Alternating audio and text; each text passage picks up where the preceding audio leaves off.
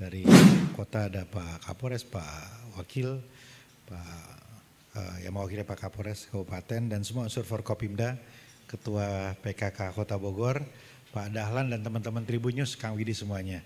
Saya mengikuti dari zaman perjuangan, ya, dari zaman susah sekali kelihatannya, tempatnya terbatas, orang-orangnya juga terbatas gitu.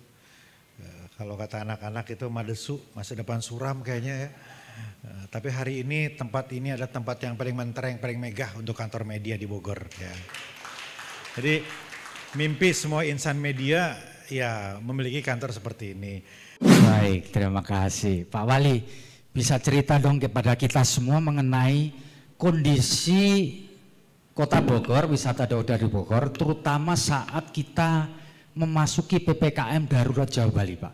Jadi seolah-olah dunia pariwisata kita ini lumpuh total pada waktu itu.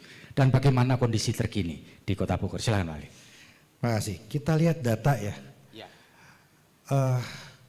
Kota Bogor itu luas wilayahnya jauh dibandingkan kabupaten, dibandingkan Kota Bandung, dibandingkan Kabupaten Garut misalnya.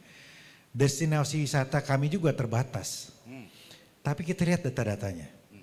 Data wisatawan di 2019 ke Kota Bandung itu 8 juta. 8 juta. Kota Bogor 9 juta. Jadi lebih banyak ya? Lebih banyak. Ya, jadi dari destinasi terbatas, luas wilayah juga lebih kecil, tapi yang datang ke kita lebih banyak. Ya. Kenapa? Ya. Karena kami beruntung diapit oleh kabupaten, ya kita kan seperti telur ceplok. Ya, betul. Atau seperti kota Vatikan dikelilingi Roma. Oleh Roma, gitu. ya.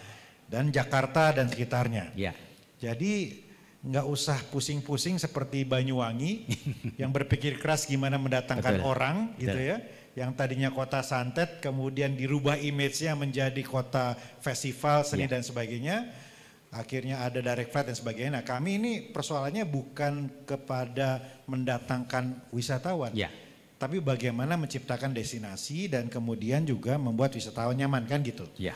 Nah data menunjukkan sekali lagi 2019 kita 9 juta, 2020 drop. Ya, dropnya Waktu pandemi ya, pandemi per Maret 2020. Ya, itu sekitar 3 juta.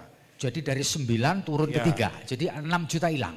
Kemudian 2021 naik lagi 5 juta. Jadi sudah mulai rebound.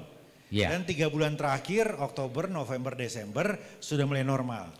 Gitu kira-kira Pak Yuno ya, Pak Yuno pasti data-datanya lebih valid dan lebih lengkap lagi gitu. Nah, tapi di masa pandemi ini kita melihat justru ada peluang untuk memaksimalkan wisatawan yang kemudian objek wisata yang kemudian diminati. Nah ini contoh-contohnya ini. Jadi wisata alam. Jadi kita dorong di Mulia Harja, di Ciarasas, ada di Sukarasmi, di mana-mana gitu ya. Nah ini kita integrasikan dengan kampung tematik. Saya sering bilang ke teman-teman, Ibu Bupati ini beruntung banget.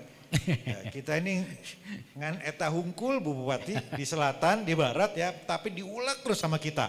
Sampai Yuno ngobrol lagi ini diapain ya gitu.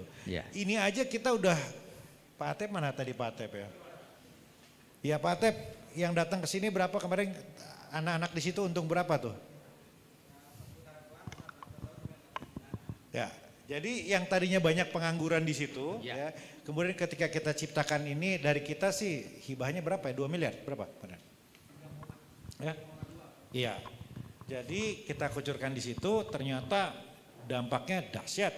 Yang tadinya nganggur kemudian bisa jadi tour guide, ibu-ibu bisa segala macam. Nah, yang begini-begini di masa pandemi ternyata jadi berkah. Nah, ke depan strategi kita akan seperti ini. Ada kampung tematik dan juga ada wisata alam yang kita kembangkan. Memang kita bersaing dengan Sentul sih terus terang Bu Ade ya. Tapi namanya orang datang kan nyari variasi terus. Kadang udah air terjun di Sentul udah dieksplor abis. Mereka pengen tahu di kota. Kadang abis di kota di Sentul apalagi ya. Jadi kita sering mengisi lah sebenarnya. Alun-alun baru dibuka di kota. Ya, kalau disurvei, ini Pak Wakil langsung nanya-nanya nih, mana KTP gitu. Sebagian besar kabupaten. Ya, tapi kita seneng gitu, nggak apa-apa. Asal nggak nyampe aja, kalau nyampe disindrek sama Pak Wakil. Itu pangsa kita begitu. Ya. Jadi nggak usah pusing-pusing, yang deket teman-teman di kabupaten masuk gitu. Ya. Nah kita pun kota begitu. Begitu jenuh dengan kafe, begitu jenuh dengan restoran yang sekarang menjamur di Jalan Juanda dan sebagainya ya. Kecuali Holy Wing nggak boleh gitu. Nah, itu kita kan larinya ke Sentul, ke kabupaten gitu. Ya, jadi enak nih kota dan kabupaten ini kalau kita garap bersama-sama, tinggal sekarang gimana kita nyambungin aja, mengintegrasikan sarana prasarana terutama transportasinya. Pak Wali, ini kan lagi enak-enaknya kita agak menurun, muncul Omikron. Ini alert nggak buat dunia pariwisata di Kota Bogor? Karena kan ada berita terakhir ada 1 orang yang warga kota. Gimana? Saya terima kasih kepada Pak Kapolres Pak Dandim ya. Karena TNI Polri itu dengan gencarnya itu soal prokes membuat wisatawan juga nyaman dan aman gitu. Ya kalau ke Bogor prokesnya kenceng kok. Ya. Bisa dipaksa vaksin oleh Pak Kapolres dan jajaran. Sekarang tingkat vaksinasi kita berapa persen? 100%. 101% untuk vaksin. Terima kasih kepada Pak Kapolres. Iya. Vaksin 100%. Itu dosis 1, dosis 2 70%. Yang anak-anak sudah 91 ya? Ya, anak-anak. Jadi 91. Herd immunity sudah muncul ya berarti? Kelihatannya begitu. Sampai hari ini belum ada tanda-tanda Omikron. Ya.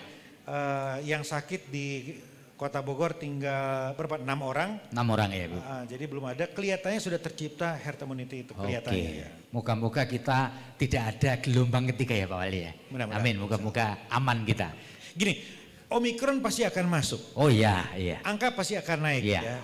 Tapi seberapa cepat dari naik kemudian turun lagi, nah itu tantangan kita. Iya, demikian. Terima kasih Pak Wali.